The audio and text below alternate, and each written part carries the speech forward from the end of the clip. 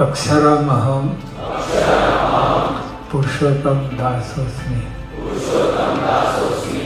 अक्षर एवो हूँ, पुरुषोत्तमનો દાસ છું। अक्षरम् अहं पुरुषोत्तम दासोऽस्मि। अक्षरम् अहं पुरुषो। नारायण नारायण। एक राजमहल के द्वार पर बहुत बड़ी भीड़ लगी हुई थी। एक फ़कीर आया था और वो वहाँ पर सम्राट से भिक्षा मांग रहा था। तो सम्राट ने उससे कहा कि जो भी चाहे वो मांग लो आप। दिन में प्रथम जो याचक आता है मांगने के लिए, उससे मैं स्वयं देता हूँ और उसको जो भी चाहिए वो मैं उसको दे के तृप्त करता हूँ। ऐसे वो राजा का, वहाँ पर सम्राट का नियम था। उस फ़कीर ने अपने छोटे से भिक्षा पात्र को आगे बढ़ाया और कहा, बस इसमें स्वर्ण मुद्रा से आप भर दीजिए। सम्राट ने सोचा कि इतना ये क्यों कम मांग रहा है, जबकि मैं तो सब कुछ उसको लुटाने के लिए, उसको देने के लिए तैयार बैठा हूँ। तो इतनी सी सरल बात कि ये सिर्फ पात्र में स्वर्ण मुद्रा भरने के लिए बोल रहा है। सम्राट ने अपने मंत्रियों को बुलाया और बताया कि इसमें भिक्षा पात्र को सुना मोहर से सुवर्ण मुद्रा से भरते जाओ। लेकिन वो भर ही नहीं रही थी, खाली ही हो रही थी, खाली ही दिख रही थी। जितना उतने उसमें डाल रहे थे उतना ही वो खाली हो रहा था और अधिक से अधिक खाली होना शुरू हो गया। सम्राट बहुत दुखी हो गए और वो फ़कीर से बोला कि ऐसा तो मैंने कोई भी पात्र जीवन में नहीं देखा है कि ना भर सके। मैं खाली पात्र लेकर चला जाऊंगा, ऐसे करके वो व्यक्ति जो फ़कीर है वो बोलता है। ज़्यादा से ज़्यादा क्या होगा, इतना ही होगा कि लोग कहेंगे कि सम्राट अपना वचन पूरा नहीं कर सके। सम्राट ने अपने सारे खजाने खाली कर दिए क्योंकि उसको अपनी नामना की बहुत थी कि मेरा नाम इतिहास में, समाज में बुरा लगेगा। लेकिन खाली पात्र खाली ही रहा, फिर भी वो भर ही नहीं रहा था। उसके पास जो कुछ भी था उस पात्र में उसने डाल दिया, लेकिन अद्भुत पात्र खाली ही रहता था। तब उस सम्राट ने कहा कि भिक्षु, तुम्हारा पात्र जो है ये साधारण पात्र नहीं है, उसे भरना मेरे सामर्थ्य के बाहर है। क्या मैं पूछ सकता हूँ कि इस अद्भुत पात्र का रहस्य क्या है? तब वो फ़कीर हंसने लगता है और बताता है कि कोई विशेष रहस्य नहीं है।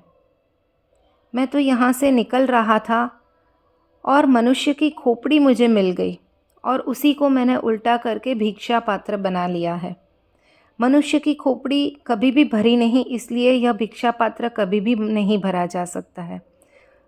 हम धन से, पद से, ज्ञान से, किसी से भी भरो, लेकिन हम तृप्त नहीं होते हैं। यह खाली ही रहेगी क्योंकि इन चीज़ों से भरने के लिए यह बनी ही नहीं थी। हमारी मस्तिष्क में क्या भरने के लिए हमें भगवान ने इतना मजबूत मस्तिष्क बनाया है। लेकिन जितना भी हम प्राप्त करते हैं उतना हम दरिद्र होते जाते हैं, क्योंकि क्रोध हमारे भीतर और उत्पन्न होता रहता है, ईर्ष्या और उत्पन्न होती है।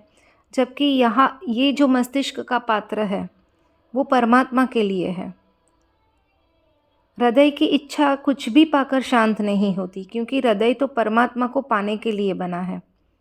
परमात्मा के अतिरिक्त और कोई संतुष्टि है ही नहीं, उसके सिवाय और कुछ भी मनुष्य के हृदय को भरने में असमर्थ रहता है। तो हम संबंधों में जब ऐसे सोचते हैं कि मेरा संबंध क्यों अच्छा नहीं हो रहा है, तो हमें सबसे पहले अपने भीतर झांकना है कि कहीं ना कहीं मेरा प्रेम कम तो नहीं हो रहा है।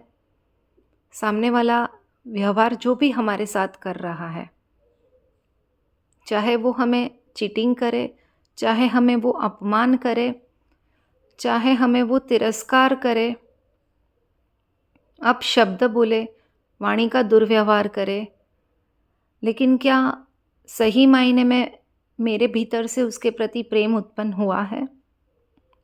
अगर वो हम अपने भीतर चकासते हैं, देखते हैं, तो हमारा व्यवहार उस व्यक्ति के प्रति बदलता जाएगा। और जैसे ही हमारा व्यवहार बदलता है तो वो व्यक्ति का भी संबंध हमसे अच्छा हो जाता है और हमारा भी संबंध उनसे अच्छा हो जाता है। हमें एक बहुत गहरी बात ध्यान में रखनी है कि जब हम स्मशान के पास से पसार होते हैं तो वहाँ देखते हैं कि क्या होता है, राख होती है। तो अंत में सबको राख ही बनना है, राख की अग्नि में ही हमें जलकर तपकर राख बनना है। तो फिर क्यों ना हम ईर्ष्या की अग्नि में से मुक्त होकर प्रेम की अग्नि में तपे, अहिंसा की अग्नि में तपे। जलना है तो ऐसी अग्नि में तपना है, हमें ऐसी अग्नि में जलना है कि जहाँ प्रेम की अग्नि में अगर हम जलते हैं तो श्री राधा जी को देखिए, किस प्रकार से उन्होंने प्रेम किया था। गोपियों को देखिए, गोपियों को ना वो स्कूल में गए हैं, ना किसी भी प्रकार का उनके पास डिग्री था उस समय की, या कुछ पढ़ाई लिखाई नहीं थी। उनके पास सिर्फ 2 ही चीज़ें थी, अश्रु और आश्रय। अश्रु स्वयं के भीतर पीने की क्षमता रखती थी गोपी, और आश्रय सिर्फ और सिर्फ श्री कृष्ण का, श्री नारायण का आश्रय। तो अगर हमें प्रेम उत्पन्न करना है तो गोपी जैसा प्रेम हमारे भीतर उत्पन्न करना है, हमारे सभी संबंधों में, और वो सभी संबंधों से परे नारायण के साथ के संबंधों में हमें गोपी जैसा प्रेम बिना स्वार्थ का उत्पन्न करना है। हम गोपियाँ तो बिना डिग्री की थी, लेकिन हम आज गोपियों के कैरेक्टर पे पढ़ते हैं, गीता पे पढ़ते हैं, बार बार पढ़ते हैं और प्रयास करते हैं कि हम और ज्ञान की प्राप्ति करें। लेकिन सही मायने में अगर गोपी के जैसा प्रेम हमारे भीतर उत्पन्न हो जाएगा तो हमारे हर एक संबंधों में सुधार आना ही आना है, और वो सुधार आएगा तो अपना परिवार जो है वो बहुत ही अलग लेवल पर जाएगा, ऊपर उठ सकता है। परिवार के हर एक सदस्य के जीवन में उन्नति भरा मार्ग, उन्नति भरा संबंध, सुधार हो जाता है। तो ये सभी संबंधों में सुधार लाने के लिए हमें बहुत गहराई से ध्यान में रखना है कि हम अपने मस्तिष्क में क्या भर रहे हैं।